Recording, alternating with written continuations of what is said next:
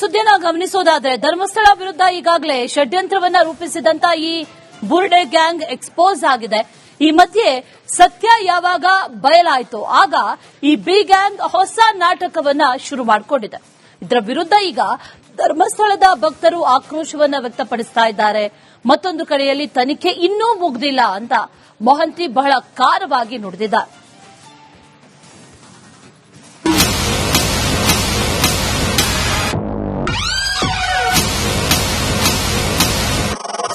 ಧರ್ಮಸ್ಥಳದಲ್ಲಿ ಅಕ್ರಮವಾಗಿ ಶವಗಳನ್ನ ಹೂಳಲಾಗಿದೆ ಎನ್ನುವ ಆರೋಪ ರಾಜ್ಯದಲ್ಲಿ ಸಂಚಲನ ಸೃಷ್ಟಿಸಿತ್ತು. ಈ ಬಗ್ಗೆ ಸರ್ಕಾರ ತನಿಖೆಗೆ ಎಸ್ಐಟಿ ರಚನೆ ಮಾಡಿ ಬುರುಡೆ ಬಿಟ್ಟಿದ್ದ ಗ್ಯಾಂಗ್ ಮುಖವಾಡವನ್ನ ಕಳಚಿದೆ. ಹೌದು, ಶ್ರೀ ಕ್ಷೇತ್ರದ ವಿರುದ್ಧದ ಸಾಲು ಸಾಲು ಆರೋಪಗಳು ಸುಳ್ಳಾಗಿದೆ. ಧರ್ಮಸ್ಥಳ ವಿರುದ್ಧ ಕಟ್ಟಿದ್ದ ನೂರಾರು ಕಟ್ಟುಕತೆಗಳು ಮಣ್ಣಾಗಿ ಹೋಗಿದೆ. ಶವ ಹೂತಿಟ್ಟ ಕೇಸ್ನಲ್ಲಿ ಪವಿತ್ರ ಸ್ಥಳಕ್ಕೆ ಮಸಿ ಬಳಿಯಲು ಮಾಡಿದ ಸಂಚು ಬಟ ಬಯಲಾಗಿದೆ. ಬುರುಡೆ ಗ್ಯಾಂಗ್ ಅಸಲಿ ಮುಖ ಎಕ್ಸ್ಪೋಸ್ ಆಗಿದೆ. ಸತ್ಯ ದರ್ಶನವಾಗ್ತಿದ್ದಂತೆ ಧರ್ಮಸ್ಥಳ ಷಡ್ಯಂತ್ರಿಗಳು ಹೊಸ ನಾಟಕ ಶುರು ಮಾಡಿದ್ದಾರೆ.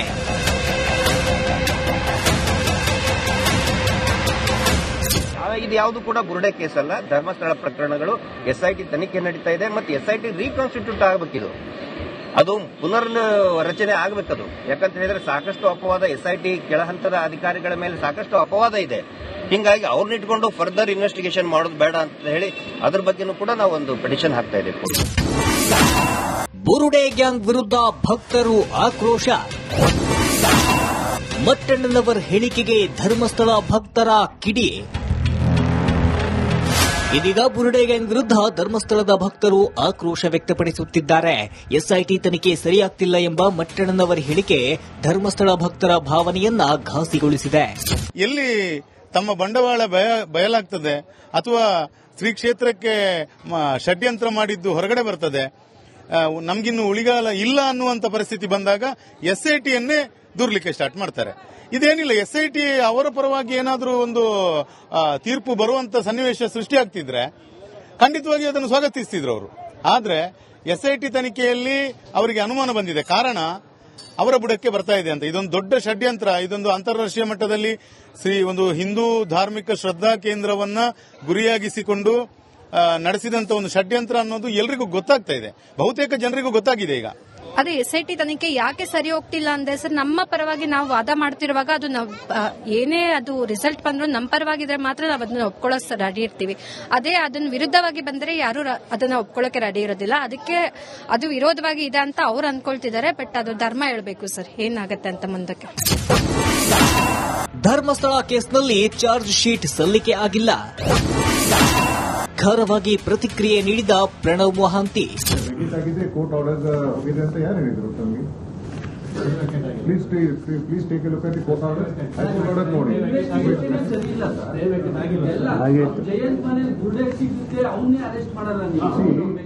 ದಯವಿಟ್ಟು ಅರೆಸ್ಟ್ ಮಾಡೋದು ಬಿಡೋದು ಇನ್ವೆಸ್ಟಿಗೇಷನ್ ಕೋರ್ಟ್ ಪರ್ಪಸ್ ಅಲ್ಲ. ಇನ್ವೆಸ್ಟಿಗೇಷನ್ ಇನ್ನು ನಡೀತಾ ಇದೆ. ಇನ್ನು ಈ ಪ್ರಕರಣ ಸಂಬಂಧ ಈಗಾಗಲೇ ಅನೇಕರ ವಿಚಾರಣೆ ನಡೆದಿದೆ. ಇದರ ನಡುವೆ ಧರ್ಮಸ್ಥಳ ಕೇಸ್ ತನಿಖೆ ಮುಕ್ತಾಯ ಹಂತದಲ್ಲಿದ್ದು ಶೀಘ್ರದಲ್ಲೇ ಚಾರ್ಜ್ ಶೀಟ್ ಕೂಡ ಸಲ್ಲಿಕೆಯಾಗುತ್ತೆ ಎನ್ನುವ ಮಾತು ಕೇಳಿಬಂದಿತ್ತು. ಆದರೆ ಇದೀಗ ಎಸ್ಐಟಿ ಮುಖ್ಯಸ್ಥರೇ ಬಿಗ್ ಟ್ವಿಸ್ಟ್ ಕೊಟ್ಟಿದ್ದು ತನಿಖೆ ಇನ್ನೂ ಮುಗಿದಿಲ್ಲ ಎಂದು ಖಾರವಾಗಿ ಹೇಳಿದ್ದಾರೆ.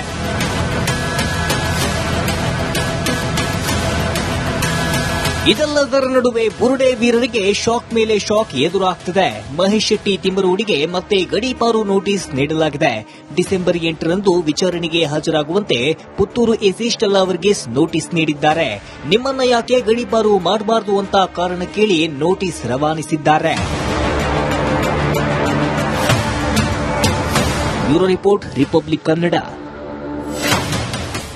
ಮುಂದಿನ ಸುದ್ದಿಯನ್ನ ಗಮನಿಸೋದಾದ್ರೆ ಧರ್ಮಸ್ಥಳ ವಿರುದ್ಧ ಈಗಾಗಲೇ ಷಡ್ಯಂತ್ರವನ್ನ ರೂಪಿಸಿದಂತ ಈ ಬುರ್ಡೆ ಗ್ಯಾಂಗ್ ಎಕ್ಸ್ಪೋಸ್ ಆಗಿದೆ. ಈ ಮಧ್ಯೆ ಸತ್ಯ ಯಾವಾಗ ಬಯಲಾಯಿತು ಆಗ ಈ ಬಿ ಗ್ಯಾಂಗ್ ಹೊಸ ನಾಟಕವನ್ನ ಶುರು ಮಾಡಿಕೊಂಡಿದೆ. ಇದರ ವಿರುದ್ಧ ಈಗ ಧರ್ಮಸ್ಥಳದ ಭಕ್ತರು ಆಕ್ರೋಶವನ್ನ ವ್ಯಕ್ತಪಡಿಸ್ತಾ ಇದ್ದಾರೆ. ಮತ್ತೊಂದು ಕಡೆಯಲ್ಲಿ ತನಿಖೆ ಇನ್ನೂ ಮುಗ್ದಿಲ್ಲ ಅಂತ ಮೊಹಂತಿ ಬಹಳ ಖಾರವಾಗಿ ನುಡಿದಿದ್ದಾರೆ.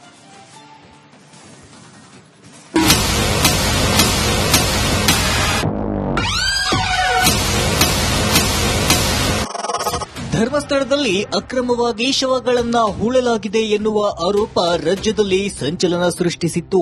ಈ ಬಗ್ಗೆ ಸರ್ಕಾರ ತನಿಖೆಗೆ ಎಸ್ಐಟಿ ರಚನೆ ಮಾಡಿ ಬುರುಡೆ ಬಿಟ್ಟಿದ್ದ ಗ್ಯಾಂಗ್ ಮುಖವಾಡವನ್ನ ಕಳಚಿದೆ. ಹೌದು, ಶ್ರೀ ಕ್ಷೇತ್ರದ ವಿರುದ್ಧದ ಸಾಲು ಸಾಲು ಆರೋಪಗಳು ಸುಳ್ಳಾಗಿದೆ. ಧರ್ಮಸ್ಥಳ ವಿರುದ್ಧ ಕಟ್ಟಿದ್ದ ನೂರಾರು ಕಟ್ಟು ಕಥೆಗಳು ಮಣ್ಣಾಗಿ ಹೋಗಿದೆ. ಶವ ಹೂತಿಟ್ಟ ಕೇಸ್ನಲ್ಲಿ ಪವಿತ್ರ ಸ್ಥಳಕ್ಕೆ ಮಸಿ ಬಳಿಯಲು ಮಾಡಿದ ಸಂಚು ಬಟ ಬಯಲಾಗಿದೆ. ಬುರುಡೆ ಗ್ಯಾಂಗ್ ಅಸಲಿ ಮುಖ ಎಕ್ಸ್ಪೋಸ್ ಆಗಿದೆ. ಸತ್ಯ ದರ್ಶನವಾಗ್ತಿದ್ದಂತೆ ಧರ್ಮಸ್ಥಳ ಷಡ್ಯಂತ್ರಿಗಳು ಹೊಸ ನಾಟಕ ಶುರು ಮಾಡಿದ್ದಾರೆ.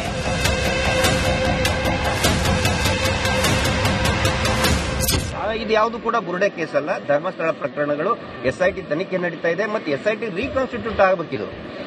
ಅದು ಪುನರ್ ರಚನೆ ಆಗಬೇಕದು. ಯಾಕಂತ ಹೇಳಿದ್ರೆ ಸಾಕಷ್ಟು ಅಪವಾದ ಎಸ್ಐಟಿ ಕೆಳ ಹಂತದ ಅಧಿಕಾರಿಗಳ ಮೇಲೆ ಸಾಕಷ್ಟು ಅಪವಾದ ಇದೆ. ಹಿಂಗಾಗಿ ಅವ್ರನ್ನ ಇಟ್ಕೊಂಡು ಫರ್ದರ್ ಇನ್ವೆಸ್ಟಿಗೇಷನ್ ಮಾಡೋದು ಬೇಡ ಅಂತ ಹೇಳಿ ಅದ್ರ ಬಗ್ಗೆನೂ ಕೂಡ ನಾವು ಒಂದು ಪಿಟಿಷನ್ ಹಾಕ್ತಾ ಇದ್ದೇವೆ. ಬುರುಡೆ ಗ್ಯಾಂಗ್ ವಿರುದ್ಧ ಭಕ್ತರು ಆಕ್ರೋಶ. ಮಟ್ಟಣ್ಣನವರ ಹೇಳಿಕೆಗೆ ಧರ್ಮಸ್ಥಳ ಭಕ್ತರ ಕಿಡಿ. ಇದೀಗ ಬುರುಡೆ ಗ್ಯಾಂಗ್ ವಿರುದ್ಧ ಧರ್ಮಸ್ಥಳದ ಭಕ್ತರು ಆಕ್ರೋಶ ವ್ಯಕ್ತಪಡಿಸುತ್ತಿದ್ದಾರೆ. ಎಸ್ಐಟಿ ತನಿಖೆ ಸರಿಯಾಗ್ತಿಲ್ಲ ಎಂಬ ಮಟ್ಟಣ್ಣನವರ ಹೇಳಿಕೆ ಧರ್ಮಸ್ಥಳ ಭಕ್ತರ ಭಾವನೆಯನ್ನ ಘಾಸಿಗೊಳಿಸಿದೆ.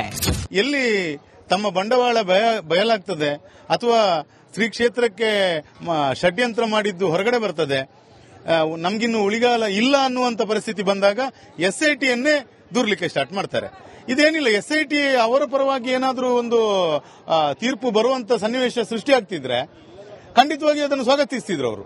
ಆದ್ರೆ ಎಸ್ಐಟಿ ತನಿಖೆಯಲ್ಲಿ ಅವರಿಗೆ ಅನುಮಾನ ಬಂದಿದೆ. ಕಾರಣ ಅವರ ಬುಡಕ್ಕೆ ಬರ್ತಾ ಇದೆ ಅಂತ. ಇದೊಂದು ದೊಡ್ಡ ಷಡ್ಯಂತ್ರ. ಇದೊಂದು ಅಂತಾರಾಷ್ಟ್ರೀಯ ಮಟ್ಟದಲ್ಲಿ ಒಂದು ಹಿಂದೂ ಧಾರ್ಮಿಕ ಶ್ರದ್ಧಾ ಕೇಂದ್ರವನ್ನ ಗುರಿಯಾಗಿಸಿಕೊಂಡು ನಡೆಸಿದಂತ ಒಂದು ಷಡ್ಯಂತ್ರ ಅನ್ನೋದು ಎಲ್ರಿಗೂ ಗೊತ್ತಾಗ್ತಾ ಇದೆ. ಬಹುತೇಕ ಜನರಿಗೂ ಗೊತ್ತಾಗಿದೆ ಈಗ. ಅದೇ ಎಸ್ಐಟಿ ತನಿಖೆ ಯಾಕೆ ಸರಿ ಹೋಗ್ತಿಲ್ಲ ಅಂದ್ರೆ ಸರ್, ನಮ್ಮ ಪರವಾಗಿ ನಾವು ವಾದ ಮಾಡ್ತಿರುವಾಗ ಅದು ಏನೇ ಅದು ರಿಸಲ್ಟ್ ಬಂದ್ರು ನಮ್ಮ ಪರವಾಗಿದ್ರೆ ಮಾತ್ರ ನಾವು ಅದನ್ನ ಒಪ್ಕೊಳ್ಳೋ ರೆಡಿ ಇರ್ತೀವಿ. ಅದೇ ಅದನ್ನ ವಿರುದ್ಧವಾಗಿ ಬಂದ್ರೆ ಯಾರು ಅದನ್ನ ಒಪ್ಕೊಳ್ಳೋಕೆ ರೆಡಿ ಇರೋದಿಲ್ಲ. ಅದಕ್ಕೆ ಅದು ವಿರೋಧವಾಗಿ ಇದೆ ಅಂತ ಅವ್ರು ಅನ್ಕೊಳ್ತಿದ್ದಾರೆ. ಬಟ್ ಅದು ಧರ್ಮ ಹೇಳ್ಬೇಕು ಸರ್, ಏನಾಗತ್ತೆ ಅಂತ ಮುಂದಕ್ಕೆ. ಧರ್ಮಸ್ಥಳ ಕೇಸ್ನಲ್ಲಿ ಚಾರ್ಜ್ ಶೀಟ್ ಸಲ್ಲಿಕೆ ಆಗಿಲ್ಲ. ಖಾರವಾಗಿ ಪ್ರತಿಕ್ರಿಯೆ ನೀಡಿದ ಪ್ರಣವ್ ಮೊಹಾಂತಿ. ಕೋರ್ಟ್ ಆರ್ಡರ್ ಹೋಗಿದೆ ಅಂತ ಯಾರು ಹೇಳಿದ್ರು ತಮಗೆ? Please take A look at the court order. High court order ನೋಡಿ.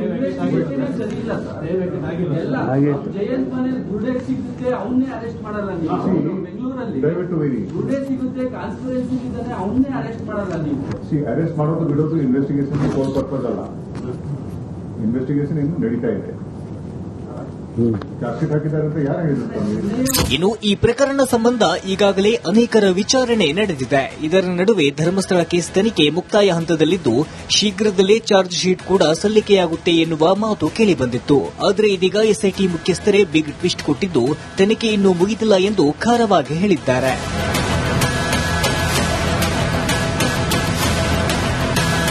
ಇದೆಲ್ಲದರ ನಡುವೆ ಬುರುಡೆ ವೀರರಿಗೆ ಶಾಕ್ ಮೇಲೆ ಶಾಕ್ ಎದುರಾಗ್ತಿದೆ. ಮಹೇಶ್ ಶೆಟ್ಟಿ ತಿಮ್ಮರೂಡಿಗೆ ಮತ್ತೆ ಗಡೀಪಾರು ನೋಟಿಸ್ ನೀಡಲಾಗಿದೆ. ಡಿಸೆಂಬರ್ 8ರಂದು ವಿಚಾರಣೆಗೆ ಹಾಜರಾಗುವಂತೆ ಪುತ್ತೂರು ಎಸಿ ಸ್ಟೆಲ್ಲಾ ಅವರಿಗೆ ನೋಟಿಸ್ ನೀಡಿದ್ದಾರೆ. ನಿಮ್ಮನ್ನ ಯಾಕೆ ಗಡೀಪಾರು ಮಾಡಬಾರದು ಅಂತ ಕಾರಣ ಕೇಳಿ ನೋಟಿಸ್ ರವಾನಿಸಿದ್ದಾರೆ. Bureau report, republic Kannada.